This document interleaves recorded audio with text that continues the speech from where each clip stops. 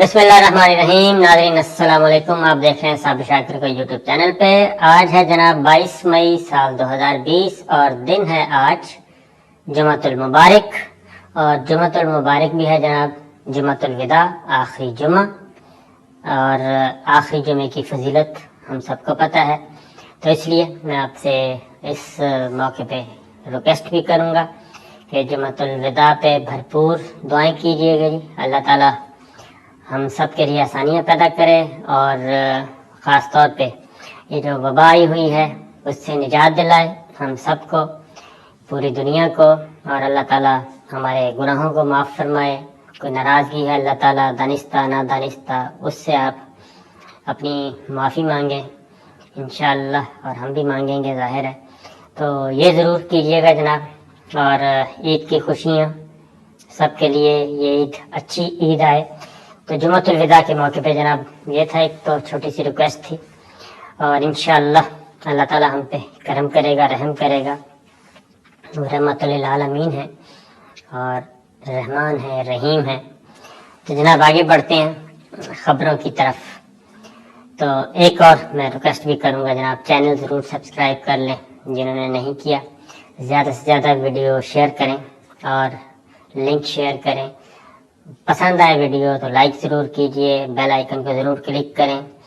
और वीडियो इसलिए शेयर करना है कि हमारी आवाज़ जो है, हमारी आवाज़ है जी पाकिस्तान, हमारी तरजीह पाकिस्तान है, हमारा दीन इस्लाम है और यही तरजीह है।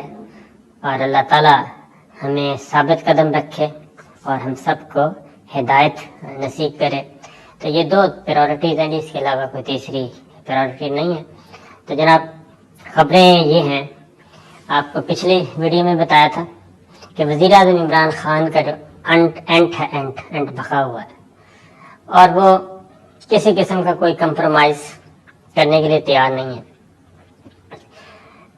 पिछले 3-4 दिन पहले कुछ थोड़ा सा मैंने बताया था, उनसे मेरी मुलाकात हुई और उनसे मैंने यही पूछा, ये शुगर क्राइसिस, ये जो रिपोर्ट आई है वफाकी तहकीकाती इदारे FIA ने जो की है वाजिद ज़िया साहब ने, इसके बारे में ये चीज़ उस वक्त थी, ये उनके पास रिक्वेस्ट आई हुई थी कि 4 दिन के लिए डिले कर दिया जाए इसको।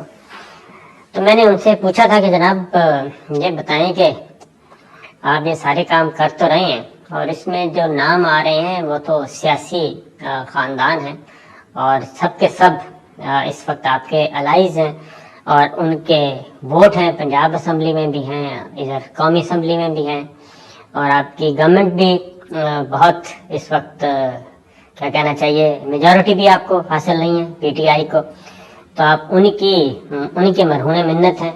फिर बहुत सारे आज़ाद लोग जो थे MNAs और MPAs ये आए थे मुंतखब होके, उनको भी आप PTI जब ज्वाइन की थी वो भी पंजाब में भी और मरकज़ में भी मौजूद हैं और इनको जहांगीर तरीन साहब लेके आए थे ख़ास तौर पे। और ये सारे लोग नाराज़ हैं, नाराज़ हो गए तो आपकी हुकूमत चली जाएगी। तो उन्होंने कहा कि बात यह है कि साबिर के गवर्नमेंट अगर तो ये मैंने बैसाखियों के सहारे करनी है, और मैं हुकूमत के लिए तो आया नहीं, मैं इक़्तिदार के लिए तो आया नहीं, मैं तो आया हूँ चेंज लाने के लिए और मैंने इस मुल्क को करप्शन से पाक करना है।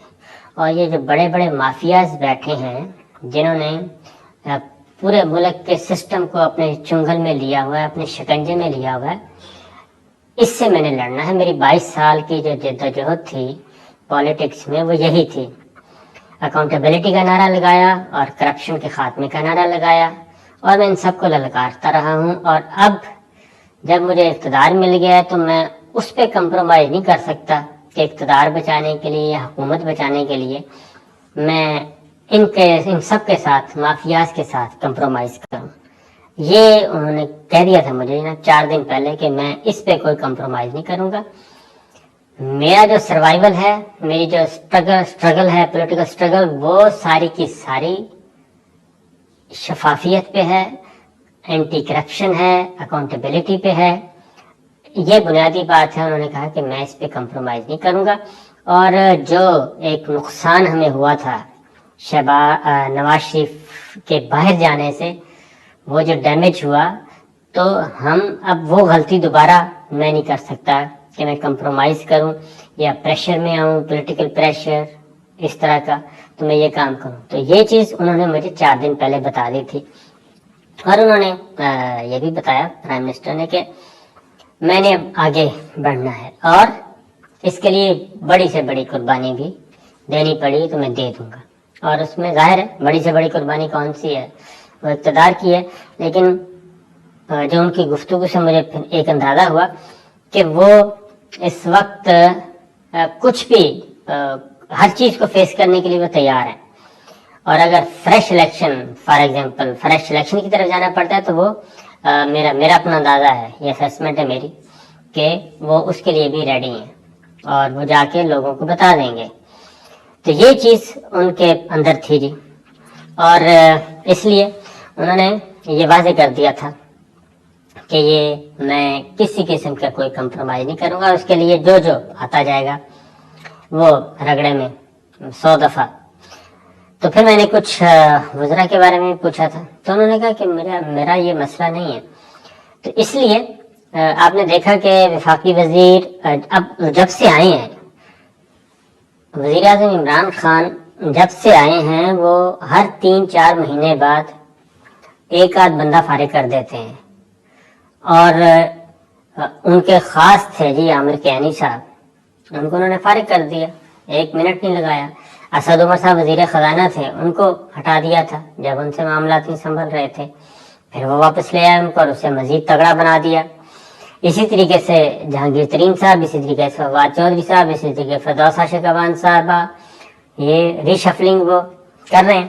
تو آئندہ بھی وہ اسی انداز میں کھیلیں گے. تو جناب رپورٹ آ چکی ہے. اب اس رپورٹ کے بارے میں کابینہ کے اندر جو ڈسکشن ہوئی، اس میں بھی کچھ لوگوں نے کہا کہ جناب اس کو آپ روک لیں، دیکھ لیں، ہمارے لیے مسائل پیدا ہو سکتے ہیں. لیکن وہی بات ہے کہ انہوں نے کہا کہ مسائل پیدا ہوتے ہیں تو دیکھی جائے گی. اب کیا ہے، وفاقی وزیر غلام سرور خان صاحب کے خلاف کام شروع ہو چکا ہے جی. نیب نے مانگ لیے صاحب، ان سے بھی اور ان کے بھائی سے بھی. وفاقی وزیر مذہبی امور نور اللہ قادری صاحب کے معاملات بھی ان سے بھی انکوائری شروع کر دی ہے نیب نے، ان سے بھی پوچھا جا رہا ہے. تو آگے آنے والے دنوں میں میرا خیال ہے کہ مزید یہ کام بڑھے گا اور عید کے بعد اس میں تیزی آئے گی. اب آتے ہیں یہ شوگر کرائسس کی جو رپورٹ آئی ہے، کچھ چیزیں میں پچھلی ویڈیو میں بتا چکا ہوں. اب آگے کیا ہوگا جناب، وہ اس انکوائری رپورٹ میں، کمیشن کی رپورٹ میں انہوں نے کسی کو بھی معاف نہیں کیا، کسی کو معصوم نہیں کیا، کسی کو بے گناہ نہیں کیا.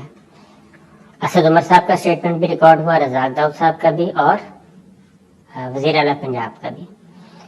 اس میں انہوں نے ایک بات لکھی وزیر اعلیٰ سندھ کے بارے میں. وہ نہیں آئے لیکن ان کو لکھا کہ جناب انہوں نے اومنی گروپ کو 4 ارب روپے یا اس سے زیادہ کے پیسے دیے. اب یہ ساری چیزیں آ گئیں اور انہوں نے کہا ہے کہ یہ ایک تو لیجسلیشن کریں، دوسرا ان کے خلاف کارروائی کریں. اب جو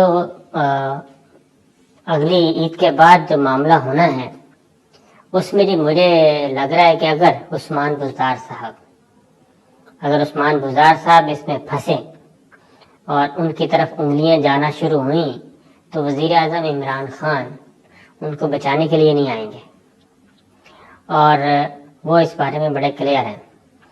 اور اگر ایسا ہو جاتا ہے تو پھر آپ ذرا سچویشن دیکھ لیں کہ کیا ہوگی.